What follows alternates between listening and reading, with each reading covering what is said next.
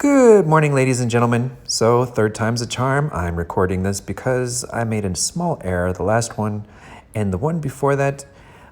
I wasn't really prepared to go into such depth on this topic as I really feel that I want to. There's a lot of emotion that I really want to convey in this, and so I'm re-recording it. Wish me luck while I kind of ad hoc go through a range of things and share my thoughts. And I'd really like your comments on this. This is less clickbait, more like, give me, tell me what you're thinking, because I'm really, it's going to be touchy. This is really going to hit a nerve with some people. So fair warning, you could easily be offended by this video.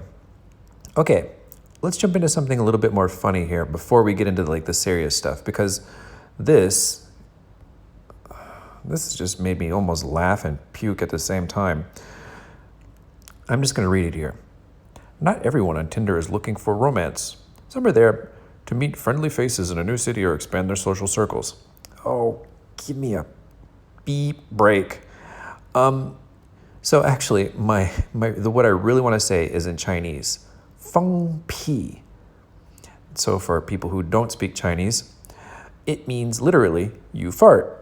And figuratively, it means bull. Bzz. Yeah, you got to thank YouTube for me self-editing and self-bleeping.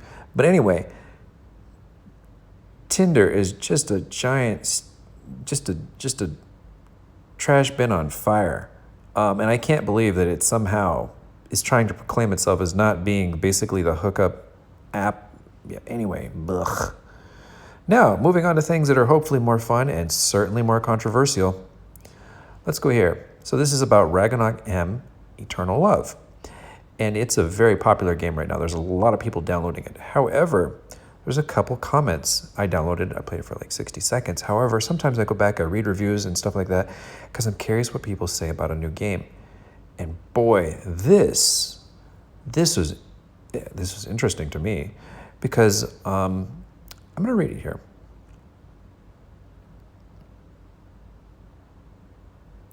Where is it?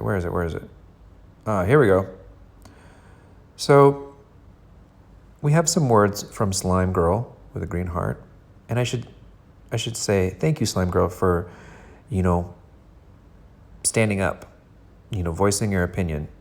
I'm just going to read your words. Probably have some typos in here, or not typos. I mean, I'm probably going to make some errors here when I read it because, yeah, just let me go through here real quick. Okay, exclamation. A game so widely self-proclaimed about love, exclamation. With so many activities amidst the adventure to spend time with your significant other, it was great holding hands with my girlfriend as we ran up to the large Ferris wheel outside Geffen, I think it's how it's pronounced. We knew about having to have our silver bracelet to get on, but once we started talking to the NPC, she was told something unexpected. Sorry, can't invite players of the same sex with you. We couldn't even debate. We had no input.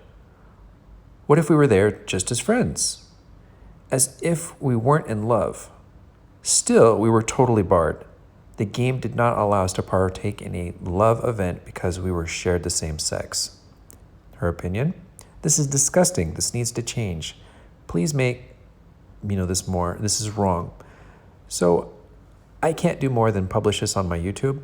I can't do more than express my own opinions, but let's read something else not too far down, because it seems that a diverse culture of people actually play mobile games. Pow, the second one, homophobic game. I can't go to the Ferris wheel with the same gender partner, ? Yeah. So, I mean, I don't know how often this is happening. But, who you date shouldn't impact whether you can do certain quests in a game. That's pretty low, guys. I've thought about this actually in my game. I know, shameless self-promotion here. I've thought about this in my game.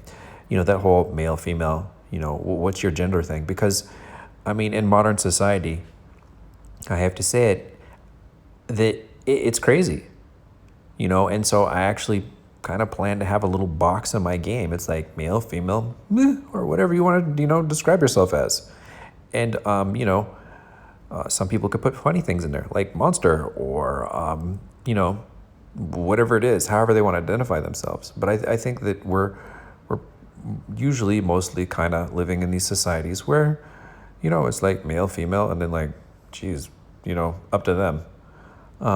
So yeah, and kind of reflecting on that, you'd think that a game that is being played by millions of people probably wouldn't want to do this.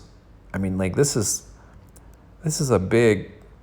seems like a big no-no waiting to happen, and lots of backlash and social, not happiness. So I'm not going to read the rest of the reviews, but the summary of it is it looks like they got a bunch of paid reviews and a whole bunch of people that have game crashes, and some people who are having in-app purchase problems, and other people which just already suspect it's a pay-to-win game, and it's probably not such a great thing. So this is the first part of it. And my first thing is, what do you guys think about this? I mean, like, it's usually very derogatory to say, hey, something gay person in a game. And I mean, like, honestly, mostly guys play, King of Avalon. It's probably like, 9 out of 10 people playing it are guys. And so, calling another guy gay is, generally speaking, not, it's kind of meant to be offensive. And, but, gay people play games, and they're not really allowed to kind of express themselves, I guess. And it's like, how do you feel about this? I mean, maybe it impacts 1% of the people who play the game. I don't know. Maybe it impacts more, and it's just, these things that people can't talk about. But for a developer to actually put that in the code, oh boy, that is something else. The only way I could even possibly think that this isn't going to get just tons and tons of trouble for them is that the old version of the game had some logic, and they somehow miraculously had that old code coming forward. I don't know. Yeah, these guys are gonna get nailed over this. I'm surprised that there isn't more comments about it, but hey. So now let's move on to second thing. Let's call racism. And the game that I normally play, and the game that you guys are probably more familiar with, King of Avalon, the developers of that, I'm just going to call them what it is. The studio that develops that is absolutely racist. Period, point blank. There's no question in my mind. My opinion is absolutely racist. And I support that with indirect evidence, because you're not going to have like this quest where they walk up and they say, hey, what's your skin color? And you'll be like, hey, I'm XYZ skin color. And they'll be like, nah, get out of here. Nope, they're not so blatant as that. But what they are doing is definitely rigging things to have certain people being favored. There's a number of different events in the game where, the game is rigged. They're deciding the matches. And when two people get matched, they're obviously putting one race of people, in a better strategic position than another race of people. Basically, the Chinese in the game get to eat the Western players, and as a result, they usually get better rewards, etc. There's also and I know that the news about this has died down for a while, but there's also the kingsgroup.cc special Chinese-only discount website. It is still up, it is still working, and it's still for Chinese people only. And the reasoning for why it exists has flip-flopped quite a bit, but the most rational explanation that I was ever able to manage to get from them is that because Chinese people can't purchase with Google Play or something like this, so they made a special website just for them. That would be fine and all, but it doesn't explain why they default to getting more discounts. Okay. There's lots of things that are very prejudiced against certain countries or geographies in King of Avalon. For example, Americans pay $100. People in the UK pay £100. And obviously we know that the exchange rate between US dollars and pounds is not 1-to-1. but yet people in the UK have to pay more. Australia, it's not even 1-to-1 there. It's just like some arbitrary amount that just is completely unfavorable to them. But then again, Chinese people have a special website where they get a 10% discount straight off the top. And even if the discount wasn't more, telling me that this isn't racist for a Chinese developer company to make a resource like this available to Chinese only people is completely and totally like nonsense. But people still play the game. People still spend tons of money, millions of dollars a month on this game. But my question to you is, at what point do people kind of like step back and draw the line? It's like, hey, like, what do they have to do? Like, blatantly, like, make it so that, like, they just ask for your race before you play a quest, and if it's just the wrong answer, you know, you're not the race du jour, you're gonna be the loser? Is that really the kind of games we want to play? I don't know. I'm just thinking, like, what's your opinion on this? I mean, this is kind of like, are you effing kidding me, people? Like, just giant WTF. I don't know. Maybe this is my typical rant. This is my typical me crying.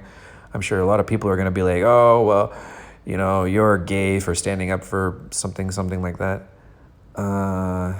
You know, and I can take it. I mean, I can, you know, whatever negative feedback you give at me, I'm, you know, shoot, go for it. Call me whatever names you want. I just feel that just like, you know, we can do better than this as game developers. We don't have to put things like this in the game. I mean, like, it is kind of disgusting to me. It's like, you know, whatever my personal preference is, okay? We've got two different views here. We've got my personal preferences, and then we have my preferences as a game developer. Somebody who's trying to bring enjoyment to other people's lives. That's my goal. My goal isn't making money, okay? There are corporations, and their goal is to make money. But my goal when I'm developing my game is not to make money. It's to bring enjoyment.